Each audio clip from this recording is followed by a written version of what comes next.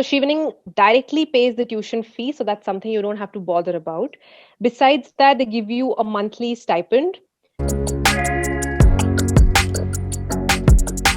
Hello, everyone, and welcome to today's video where we have a very special guest with us whose name is Shivani, who is a lawyer who did her undergrad degree from India and is currently studying at the University of Oxford in England. So, Shivani received the Chevening Scholarship, which is a full ride scholarship, and it's one of the most prestigious scholarships in the UK. So, in this video, Shivani and I talk about the exact steps that she took to apply for this scholarship and what she did to stand out in her application. Before we move on to the actual interview, please like this video and subscribe to my channel for more videos on education and scholarships in the future. So, do you want to introduce yourself, Shivani? Yes. Hi, everyone. This is Shivani, as Akshay has introduced me. I did my undergrad from National Law Institute University, Bhopal. It's an integrated course of arts and law, so it's a 5 year long course. I then worked at a law firm in Bombay. And after a year, I moved to Delhi and started litigating in the Supreme Court of India and the High Court of Delhi. I have primarily litigated in public law, that is constitutional law, administrative law, education, and health.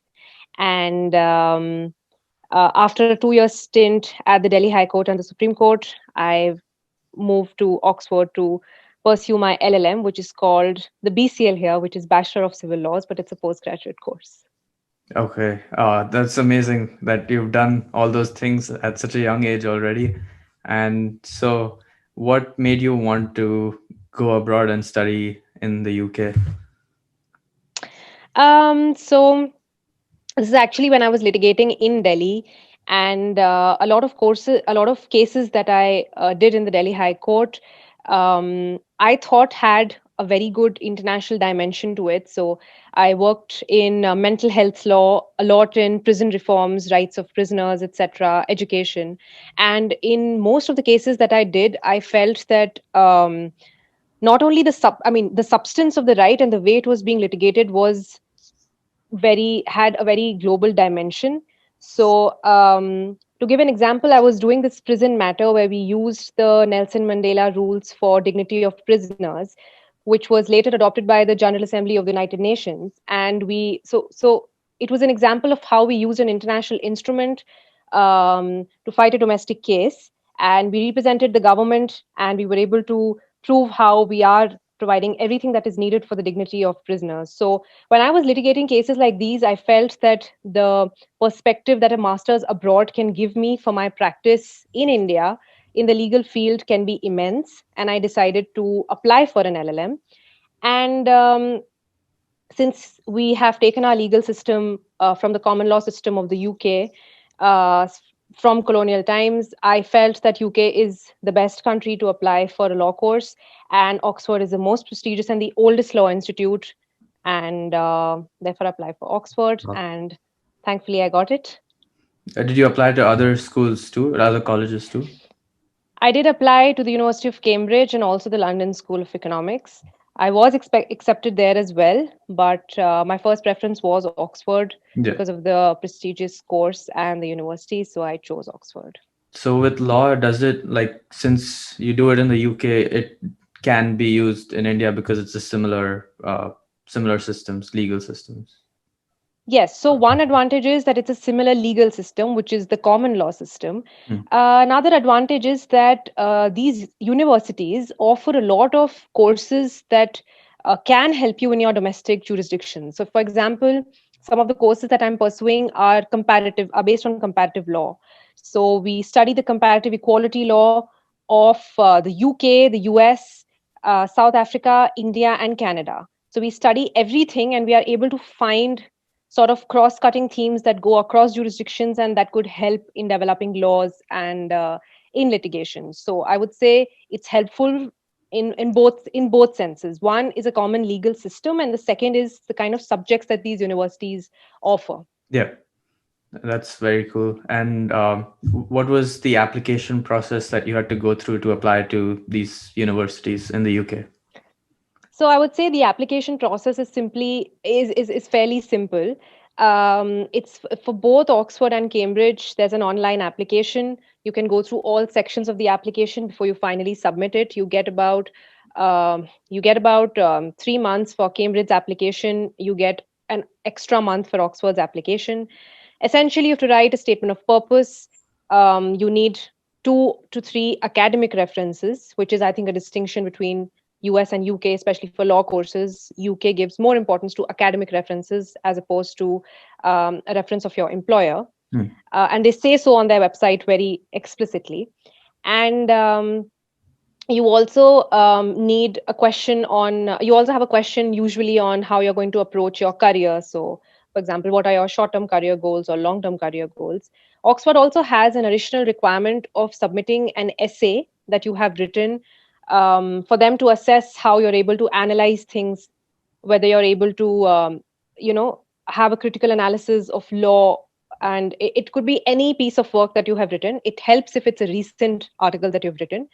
And yeah, that's about it actually. It's Yeah. just some basic details, the SOP, the essay, and your references. And is there any like, do you have to take any standardized test like a GRE or something like that? Like, So there is so GRE, IELTS, TOEFL, all are acceptable.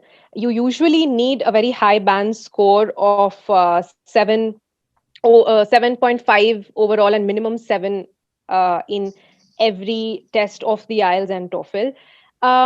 But if you've pursued your undergrad within 2 years of your applying for an LLM, then you can ask for a waiver. I had to take the test. I took the IELTS test because I required the IELTS test for Oxford and for Chevening both. So I also had I had crossed 2 years after undergrad, and therefore I didn't fall in that category where I could seek a waiver from the university, and therefore I did take the IELTS test. And so you brought up the Chevening scholarship. So can you tell us a little bit about that? Yes, I would say, in fact, preparing for the Chevening scholarship and the application is much more tedious as compared to the college applications. Once you're done with the Chevening application, which is somewhere around end of October, beginning of November, you feel much more relaxed, and then you feel you can do the college application. So Chevening is a full scholarship funded by the British Foreign and Commonwealth Office, the FCO, that mostly looks for people who want to contribute and are future leaders in their own countries. So they focus on essentially leadership qualities in an individual. They focus on your networking skills, because it's not only the kind of students that they want, but they also want you to engage with the Chevening network later and to promote Chevening and the Commonwealth activities. And they also need people who want to contribute to their community and their society. So you should really be driven towards your community goals, specifically your country. It's a very prestigious scholarship that is offered in, I think, about 160 Commonwealth nations, and so it's a 3-stage process. First, you fulfill an application, which is due mostly in beginning of November. If they like your application, which is essentially 4 questions or 4 essays on leadership, networking, why UK, and career goals, they shortlist you in February, and then you have to give 2 references, which could be academic or professional work references. And then you qualify for the stage of an interview. You are then interviewed by 3 people: a Chevening alumni, the head of the India Chevening operations, and another senior person from the FCO's office, the British Commonwealth Office. And finally, it's in June that you get to know that you have made it, or I don't know if you get to know if you've not made it. And then you just have to fulfill some formalities. So that is the Chevening scholarship. That's how you proceed with it. That's a very intimidating process compared to the just applying to the colleges. And yes, so there are also different scholarship avenues that you apply through the college applications, which is much easier because you are considered for a college through the application, for scholarship through the application you make to the college. But the Commonwealth and the Chevening, both scholarships, I think, require a considerable amount of time that goes into writing those essays and then going through the entire process. And it is a very sought after scholarship because it's a full scholarship, and I think it's very prestigious.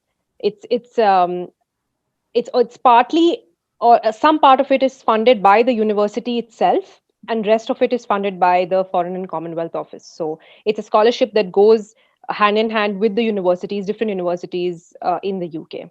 Yeah. Yeah, that's amazing. And I think one thing that you brought up was interesting is that you have to like show that you want to go back and be a leader in your community. And I think that you probably showed that because your intention of going to the UK was to get that knowledge and then apply it in the Supreme Court in India. So, what do you think stood out on your application? So if I was selecting, if I were on the Shivaning Yeah, panel and if I had to select students, yeah, I would say that I would say that the work, or suppose, so for example, if I'm a lawyer and I'm supposed to argue cases, or I'm supposed to litigate, or I'm a corporate lawyer, I'm supposed to work with different companies on their matters, there is some part of your job, or most part of your job, what you do in the day is what you're supposed to do yeah, as a part of your profession. So but I think what they do look for is what you do apart from that. So a lot of us apply for Shivaning scholarship at a very early stage in our career, where it is difficult to bring out leadership qualities through the work that we have done, because it's normally a skill that you acquire over the course of your work, or maybe when you're 30, 40, 50, right? So I would say that something that I did bring out in my application was my co-curricular, or what did I do apart from my work. So I was a member of the International Bar Association, and I did also get a scholarship to participate in their annual conference. Through that, I also got invited to judge the ICC criminal law moot at The Hague. So I would say that these are the extra bit of things that you do that really stands out in your application, because it's not just the work that you're doing, but you show how you've inculcated these skills otherwise.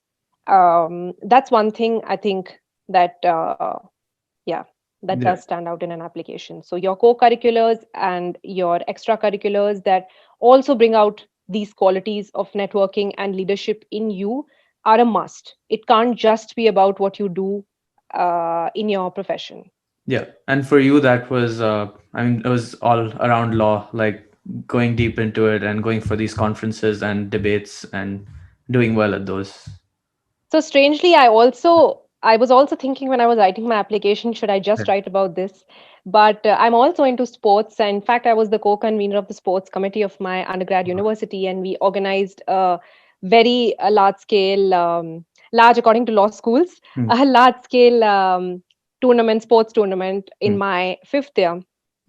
And I did happen to mention that as well in my leadership qualities, because I think the amount of work that we put in and everything that went in, the management and getting teams and everything Yeah.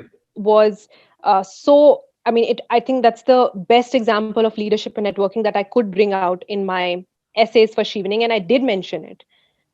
So it's And not just, yeah, I think it's okay for you to mention yeah. extracurriculars as well. It's about your whole personality. It's not just about your professional work or about just work related stuff. You can definitely bring out extracurriculars and also other voluntary stuff that you may have done, voluntary activities that you may have done, marathons that you may have run, because I think each of these show different qualities that you have, which is something they're looking for. The Shivling scholarship, it covered everything basically, tuition, like living and your housing expenses too, right?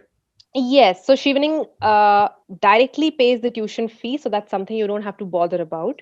Besides that, they give you a monthly stipend. It's higher if you're living in London or any of the London universities, and a bit less if you're living in other parts of the UK. And they also, you also don't have to pay for your health insurance or your visa fee, which is very high for student Yeah. visas. And you also don't have to, and they also give you a few bits and pieces extra. For example, they give you an arrival allowance, they give you a departure allowance, they book your tickets. Yeah. So Wow, that's it does amazing. it does cover everything. And do you have any advice for future lawyers that are currently in India and might want to study abroad later or just pursue a career in law?